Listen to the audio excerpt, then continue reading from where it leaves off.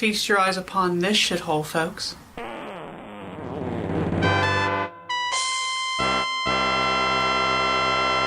This is the Powhite Parkway Extension Toll Facility. You will never find a more wretched hive of scum and villainy.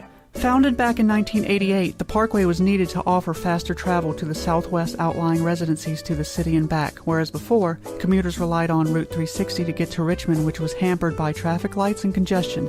The roughly $90 million that was needed to complete the project wasn't available. Therefore, it was deemed necessary to make it a toll road to cover the costs with a predicted 20-year time period that would be needed to recoup the costs. However, mired with problems, the facility... Wait. This isn't an information video. This is me taking a dump on this facility for personal reasons. Buckle up, kiddos. Boy, here we go. Some people may ask, why are you making a video shitting on your former employer? The short answer is... because I like it. The long answer is more pitiful, however. By the way, I'd like to make a distinction that I'm not shitting on VDOT itself, just the PPE as we colloquially called it. I was an employee at the facility for almost a decade. It was far from glamorous, but I actually liked it, especially the customer service aspect of it and seeing all different types of people in the public sphere. I made a few friends there, both co-worker and public alike. Job performance-wise, I did well there and had no serious write-ups or disciplinary actions against me for the better part of 7 years. Until... a major life change took place and then shit hit the fan. What then followed was a series of write-ups, informal scoldings, shadowy mistreatment, and general tomfuckery and toxicity. To appreciate my situation with just numbers alone, I had 3 disciplinary actions against me that culminated in a very serious write-up that all took place in the span of 14 days, wherein my total tenure at the PPE at that time totaled approximately 7 years, or 2,500 days as an employee. To break down this discrepancy of having virtually no disciplinary actions against me versus 3 in the span of 14 days, that equates to a 99.45% satisfactory work performance ratio. Let a civil rights prosecuting lawyer have fun with that data.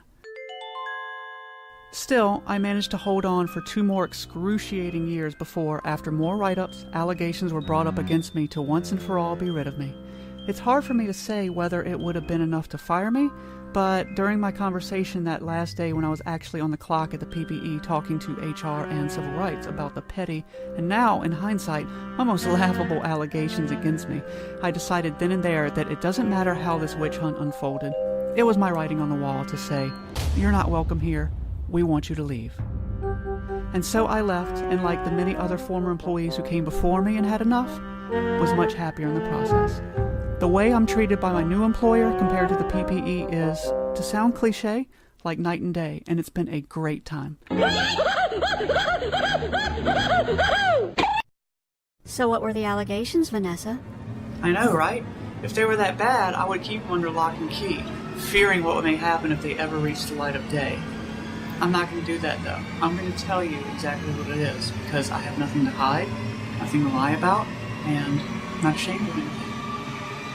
Yes, I asked a gay guy if he was gay. Yes, I engaged in group discussion about our sexual orientation. Yes, I showed someone my lower back tattoo. Yes, I shook my boobs at the surveillance camera, like this.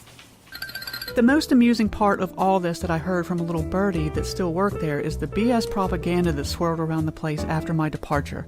That, number 1, I was fired, which was not true, and number 2, that it was this hush-hush thing that no one could talk about like it was taboo. If you shitheads weren't engaging in a witch hunt, which is tantamount to possible discrimination, why the silence and secrecy? I will be the first to admit that I wasn't perfect there. But I did a damn good job, just like I do a damn good job with my current employer. Was it unprofessional of me to ask a gay guy if he was gay? Absolutely. Was it immature to shake my boobs at the surveillance camera? You betcha. Was it really an issue to show someone my tattoo on my lower back? No. I lifted up my shirt in the back. I didn't drop trowel to my ankles, you psychos. Was it unprofessional on all our parts to engage in a group discussion about sexual orientation? Yes, of course. Oh, and breaking news? That kind of immature discussion, potty humor, and gossip was happening in that office virtually daily, with or without me. So don't come to me with your sanctimonious crap like I was sowing the seeds of vile rhetoric in your little sterile space, you disingenuous shit biscuits. I am not saying that I was a blameless victim here. I'm saying that it's not a coincidence that I was the one pulled over going 70 in a 55 when everyone else was too.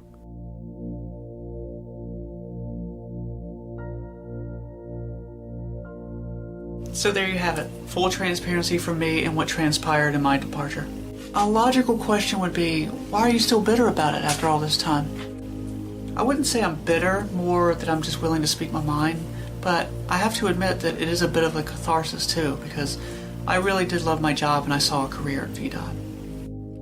I was a good, intelligent worker who liked to have fun and was repeatedly demeaned there, from being scolded for wearing jeans and a tank top to a meeting when every other employee before could dress casual to those meetings. This went on for years. I was humiliated in a staff meeting by being told, quote, "You shouldn't talk about things you don't know about." I bought a contractor food when I was off the clock and got lectured that I couldn't arrive to work early, and yet here I was on blast for wearing what I had simply put myself just because I had... Well, Vanessa, why didn't you sue if this was a clear-cut case of discrimination? 2 reasons. The main reason, I'm not stupid. Cases are won with evidence. Most of my grievances were difficult, if not outright impossible, to prove in a court of law. On top of that, I didn't keep good records because I had no intention of going to court and still don't. It was never on my radar to go that route with the PPE. Second, I like money, but I don't need money. Simply being away from that shithole and the handful of contemptible people who work there was reward enough. And who really wants to be dragged through the mud? Settlement or no settlement on the horizon. So now comes the part where I get to do something that a lot of people wish they could do when they leave an old job, and that is... tell people what you really think about them.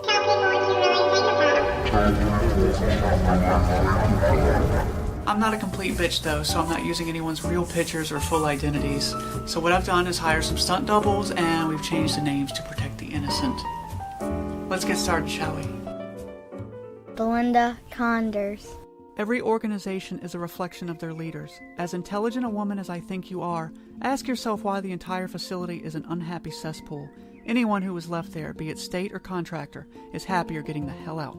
Ask yourself why and try to fix that problem instead of worrying about the cost of printer ink. I'll admit that the worst vice is advice, but if I may, try to visit the plaza from time to time to feel the pulse of the place instead of just coming down there to reprimand someone for doing something they shouldn't have. Good luck, and I hope your retirement comes soon. Mike Stabet. No matter what I could ever say or do, we would never see eye to eye as our personalities were like oil and water. Yet we managed to work together and get our shift done week in and week out. You were a good guy, though, regardless how cranky you would get at both your computer and other people, but I think you were the most down-to-earth guy there. Kevin, how do you spell this? You were the coolest, Kev, and I always liked, respected, and enjoyed your presence, even if it was a little too reserved. But at that place, you know, it seems it's the only way to survive there. I hope everything is going well for you and your girlfriend. Nancy Fraley. You had the personality of a slice of toast, and I always got the impression that you never wanted to talk to us lesser mortals and plebeians for fear it may contaminate your hair. Jerry Blubbard. You were a smart guy, Jerry, and whilst I think a little too by the book and boring, I think you were an asset at that facility. Tommy Archer. You were a good guy who was one of the only males there that actually had the gumption to tell me in private that you respected who I was and what I accomplished. For that, I'll always respect you, Tommy. Gene Breadmaker. I have never met a more lecherous man as you, and you could essentially time your plaza appearances based on whose set of ovaries were present there. So much brains, yet socially it seemed like you thought with your other head most of the time. Tamara Womaning. Like Kevin, you never once showed me anything but kindness and respect, and I hope life is treating you well too. One of the coolest grandmas I've ever met. Deborah Not So Jubilant. You taught me a lot, I'll give you credit for that. But to be completely honest with you, with all the personal stories you shared and how I got to really know you, your obsession with being a boss extended well beyond your job, and while you think you're a good person, you're not a good person at all, and in fact, you're a very vindictive creature. Gary Painter. You were a cool guy that in another universe we might have liked each other more than we did, but alas, I think you allowed Amanda's honey to be poured into your ear once, twice, or 1 billion times over. Who could keep track? Amanda Bedroom.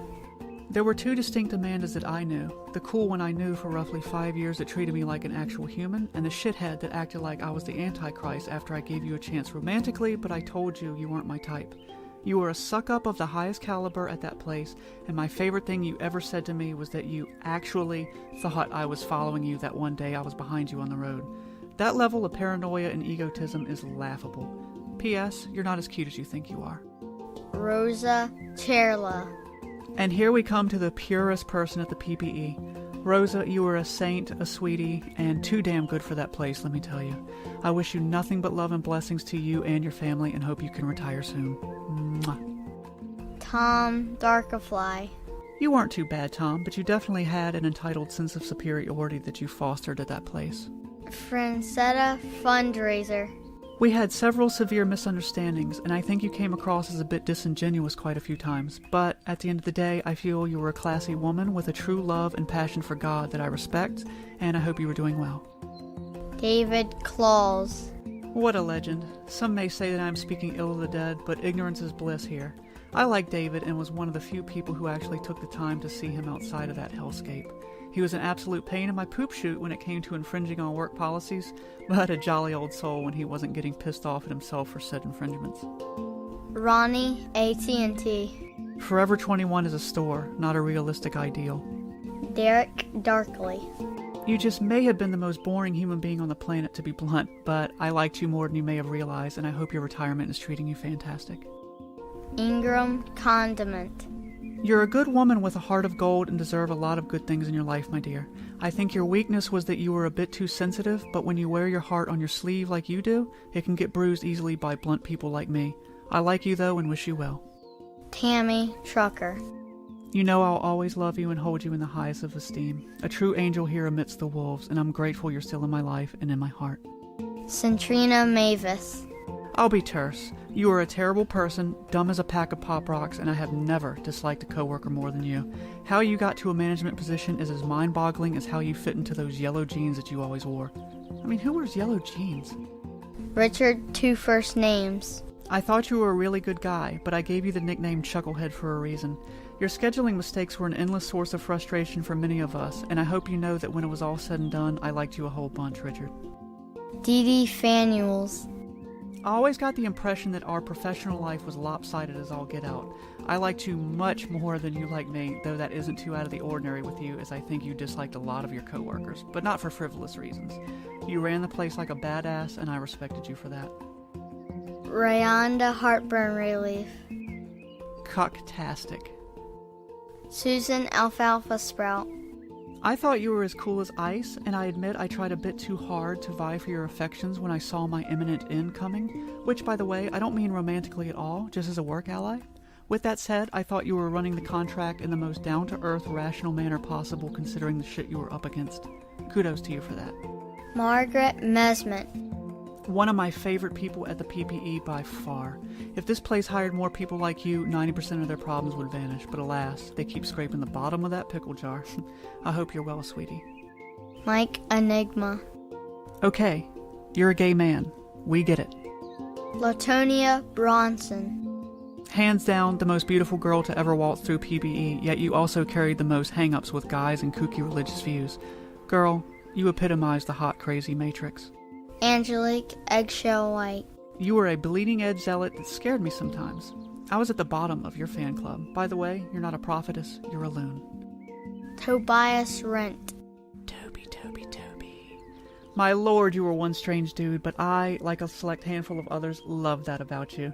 I pray that you and Deborah, not work Deborah, of course, Toby, are spitting out kids like an overturned school bus. Jessica Narrower. Ah, the yin to my yang, the hate to my love, the Bonnie to my Clyde. We had a good run, kiddo, and it was fun. You wanted to hear my voice, but you never wanted to hear the truth. By the way, don't forget to take your meds, darling. It makes you a wee bit cuckoo for Cocoa Puffs, if you know what I mean. Yvonne Basketopoulos. If the PPE ever decided to open up a gossip column, they'd know who to call. By the way, you're a very attractive person. John Hyzana. Just spit it out, John. Katie Ladfar. A true doll baby, in my opinion, and my secret crush during my tenure there. I thought you were smart, sexy, and funny, and most certainly wish you well in your endeavors. Shaftney Musket. Well, we started out okay, but sometime between then and now, you turned into a complete snowflake and reported me for simply telling you how to do your job. Melissa Overfirst. Yikes. Lisa Soup. You were a good gal, and we had a few interesting chats, but Lisa, Do you realize no one understands what you're saying? You need to stop hitting the helium tanks before coming into work, honey. In summary, I didn't hate the place. I hated how it was managed. Did you see the memo about this? Yeah. How unfun, stuffy the atmosphere was. The policies and procedures that were overthought and ass backwards and too strict. Did you get that memo? Yeah, I got the memo, and I understand the policy. And how I was personally treated there. Okay. Yeah, no, I have the memo. I've got it. It's right. Hello, Bill. I am just grateful now there is nothing in my life that actually requires me to travel on the Powhite Parkway. I will keep my quarters, thank you. The quarters will not go in the slot. With that said, good luck, Powhite. Maybe when the old guard retires, we can get someone to step up and make PPE great again.